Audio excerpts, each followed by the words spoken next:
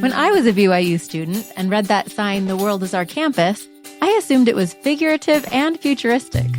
Like once we graduated and went out into the world, we'd keep learning. But now more than ever, BYU students are taking that sign quite literally as they study hydroengineering in Central America, as they learn about health and nutrition while eating their way through Greece and Italy, as they make music in Bali, learn the chocolate biz in Germany, and design and build a bike and ride it through Europe. These days, BYU offers at least 150 study abroad options each year, and about 17% of students participate.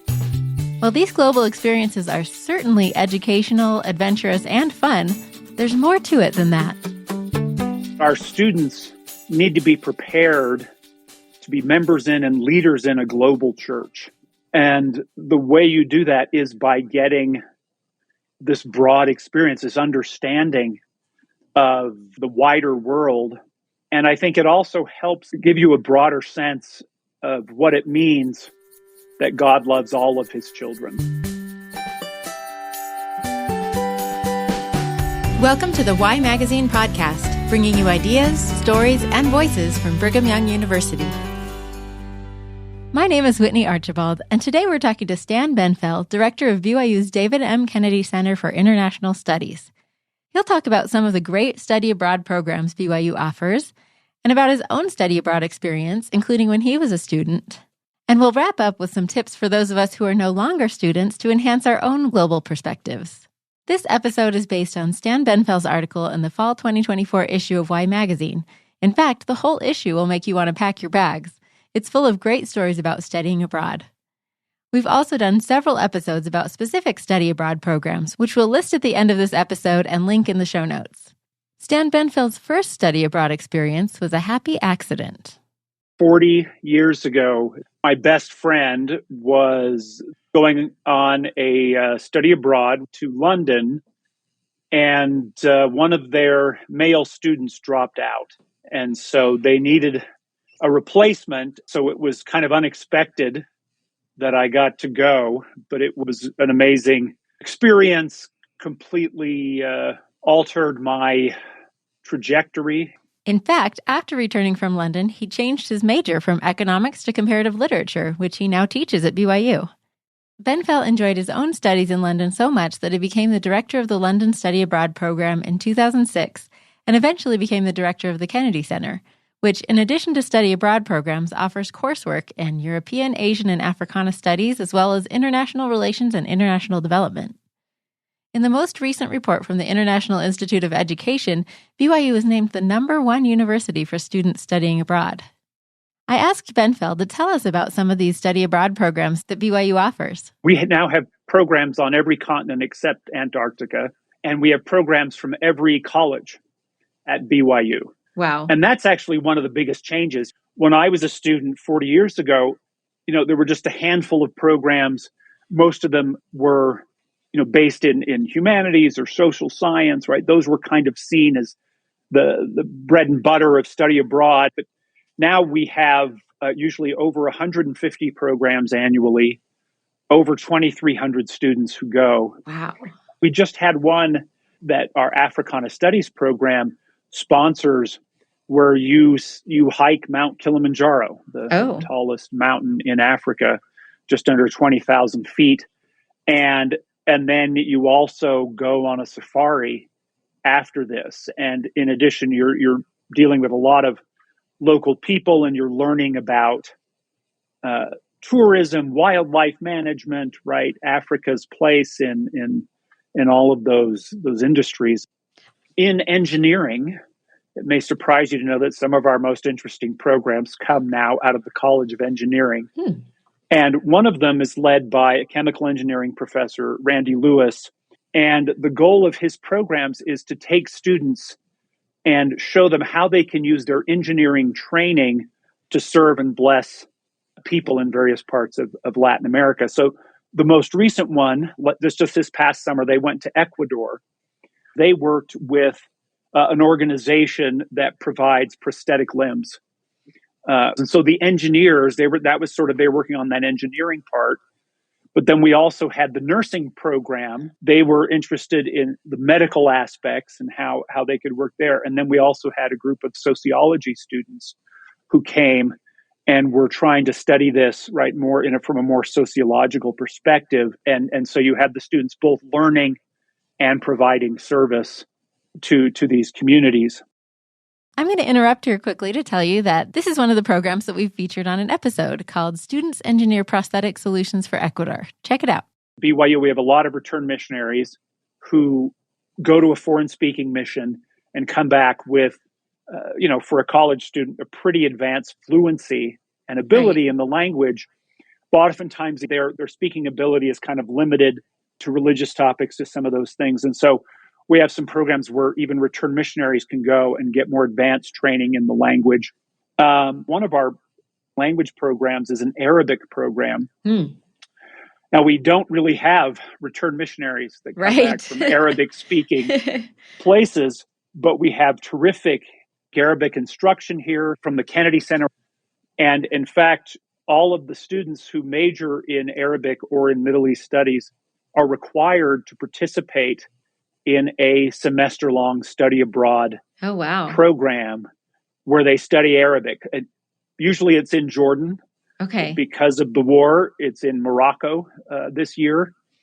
But you can see when you're trying to learn a language, especially a really difficult language like Arabic, there is no replacement for being on site in a country where that's the native language. Yeah. Oh, that's really cool. We have lots of other kinds of programs. And originally, most of our programs were those general education programs like the one I attended. Increasingly now, we have majors and minors developing programs for their students, really thinking about how they can use this opportunity to help their students and give them experiences, that they wouldn't be able to have on campus.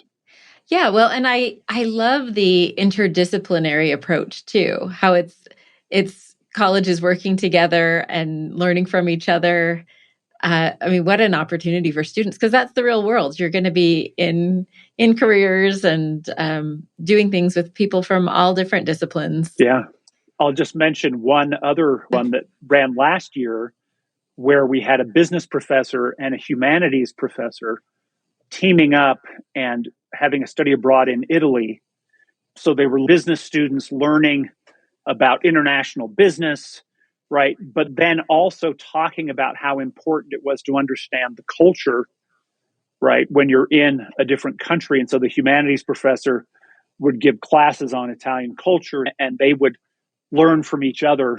And that's the kind of thing where I think we're really interested in exploring when we can, as you were saying, to really push that interdisciplinary aspect. Yeah. I'd love to hear an experience about when you were a student studying abroad that had an impact on you.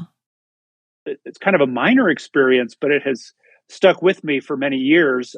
My glasses broke. So I had to go to an optometrist to get a new pair of glasses. And I mentioned that I had this class on British history and politics and international relations. And I said something kind of unthinkingly, I guess, about the threat of Russia and the Soviet Union.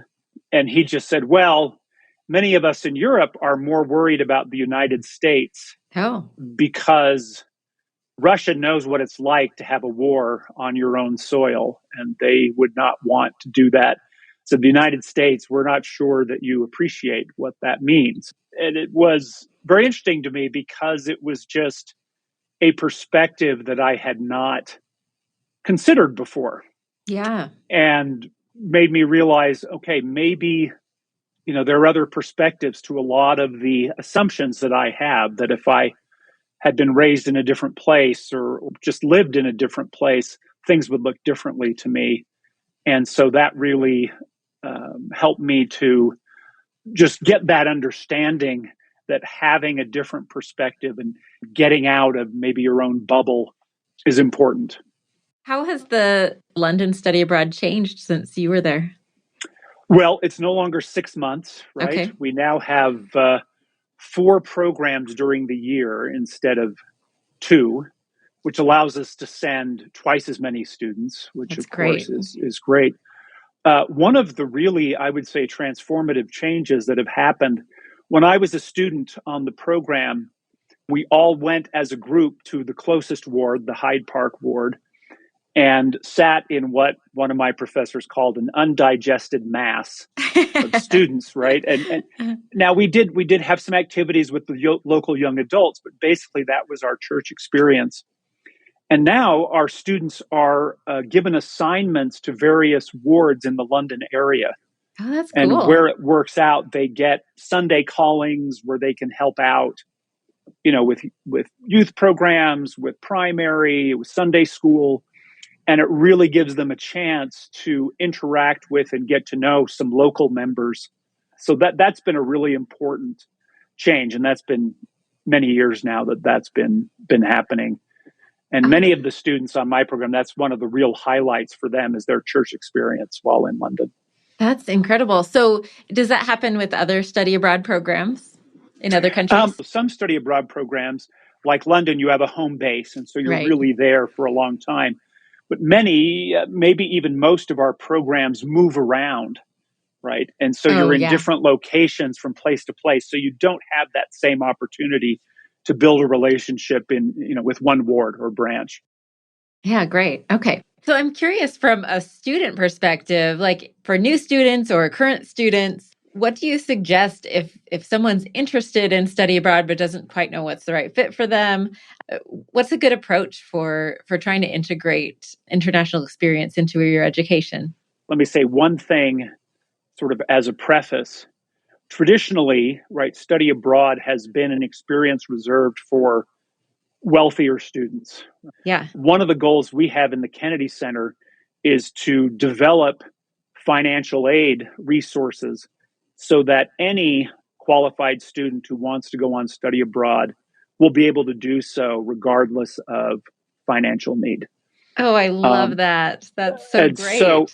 So the first thing is, if any of your listeners think, well, that sounds great, but I could never afford it, say, don't be so hasty in saying that. And what you can do is you can drop by the Kennedy Center. We have a terrific scholarship advisor who can help you figure out financing. We have some good scholarship resources. The scholarship we're really excited about is called Global Opportunity, where students can receive up to $5,000, and it is based on financial need. The second thing, I think we have a couple of great resources. The Kennedy Center website, which is just at kennedy.byu.edu, there is a drop-down menu that comes out and it says, find your international study program. So it lists all the programs that are coming up in the next year. But if you say, oh, I'm interested in this part of the world, or I have this kind of major, or I'm interested in this kind of program, it will narrow it down. And then you'll just see the programs that really fit what you're interested in. Oh, great. The second thing is that every semester, fairly early in the semester, we have a study abroad fair. And almost all the programs have representatives. And so one thing that's great to do is you can just go to one of these fairs and walk around, talk to faculty who were there, see what their program is like, get an idea of what the options are. Totally. Well, and it sounds like everybody should be thinking about it. Yeah, it's a great opportunity. It's so cool. It was not even on my radar as a student. I just love that you're trying to make it available for so many more students. No, I agree. I kind of went as a little bit of a fluke, right? I think we've learned a lot in the intervening 40 years. So hopefully the word is getting out a little more broadly than it has been. Well, and I love that it's academic, yes, and they take classes and they learn, but I love that they also get some cultural immersion and do some of those fun things as well. One of the things we always ask when we're considering a new program is, what are you doing that cannot be done on campus? That's right? Great. Because otherwise, why are we expending all these resources, right, to make it happen if you could do it just as well here? And so, for example, when I've taught in London, I teach a humanities course that is offered on campus. I've taught it several times on campus. And I would say the reading required in London versus on campus is maybe a third of the reading I require on campus. But actually, the total time is probably more in London than here. Because why? Well, because, we're going to museums, we're going to performances, we're going to various sites and places, talking to scholars and things. And so, the ideal thing is where the learning is happening through this international experience. Yeah. And, some reading, of course. I'm a literature guy. I love reading, but we really want the learning to be as experiential as possible. That's great. I listen to all this and I just want to go on a study abroad, but I'm not a student. So I would love to hear your advice for alumni to get some similar experiences. Like as we travel, as we learn about other countries and cultures, what are some of your tips for enriching that travel and, learning as we go? One thing is, before you go, to educate yourself about the history and the culture of the place that you'll be visiting. Now, you'll get some of that there, but I think it's just really helps if you start to sort of think about these things and do them before you go. And even one of the things, I recommend always get away from the touristy parts, right? Go to places that tourists don't visit, get off the beaten path. And so that's where you'll get experiences with real local people that are more genuine and true to the place you're visiting, I think. Yeah. Well, and taking a cue from your London program, I think some of my best cultural experiences have been attending wards. Yes. In other places. Absolutely. Well, and of course, that's one of the remarkable things about the church. You go somewhere and you have a built-in community, right? Yeah. You show up and there are people there willing, wanting to talk to you, to take you in to a certain degree, right? As we wrap up here, what kind of transformations have you seen from study abroad? President Reese has made it a goal that every BYU student will have 2 inspiring learning experiences while they're students here. And of course, study abroad provides an outstanding opportunity for that. I've had students come that have decided to go on a mission after coming on study abroad, getting that international sense of the church. And one of the things that happens on study abroad is often you're probably going to have a little culture shock. You're going to have to learn how to navigate some practical challenges in a different kind of place. And so you're learning some of these practical skills, learning that you can figure things out. You can do something maybe you didn't think you could do before. And I think that's one of the biggest things that I've seen in London. They feel sort of disoriented by the amazing diversity, right, of cultures, of countries, of even, accents that you find in a typical London ward. And they dive in and they realize, oh, I'm really interested in these people. And these people have amazing stories that I learn from, and I can contribute as well to them and to their growth in the gospel. And so a lot of it is coming to love these people you never knew before. Yeah. Right. And understanding that your love is just, in some ways, kind of a pale reflection of God's love for these people. And seeing these people from very diverse backgrounds whose lives have been transformed by embracing the gospel, and seeing that, thinking, oh, I could help other people, right, gain the blessings of the gospel by serving a mission. So that's been one of the things I've found. I just heard back from a couple of my London students who have pursued international careers because they love it, because they feel like I can make a real contribution, right, to the church in these places. And that if I'm, in a place where the church is really strong, maybe I don't have the same impact I can have somewhere else. Spiritually, I just think it grows and it gives you this more expansive vision of God's love for his children. One of the quotes from President Nelson we often talk about in the Kennedy Center is when he suggested to build bridges of understanding rather than walls of segregation, right? And I think this kind of experience, an international experience, just increases your understanding so that you can start to build those bridges. And it breaks down walls often that we have constructed ourselves through stereotypes or the lack of understanding that we can gain when we get out of our kind of bubble and get this broader experience of the world.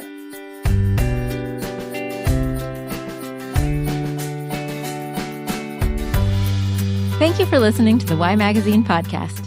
If you're interested in hearing more details about some of the study abroad programs, we have that episode I mentioned about Ecuador, but also one about a Pacific Island study abroad called Mapping Molokai, and one about a study abroad in Nepal called Life and Breath, BYU Students Improve Public Health in Nepal. The Scandinavian study abroad was also featured as part of the episode called Happiness 101. If you enjoyed this or other episodes of the Y Magazine podcasts, we'd love for you to share them with family and friends. That's how we grow. This episode was produced by me, Whitney Singley Archibald, with executive producer Brooklyn Hughes Romer. Editing by student intern Abby Horsepool. Original music, mixing, and mastering by Jarrett Davis.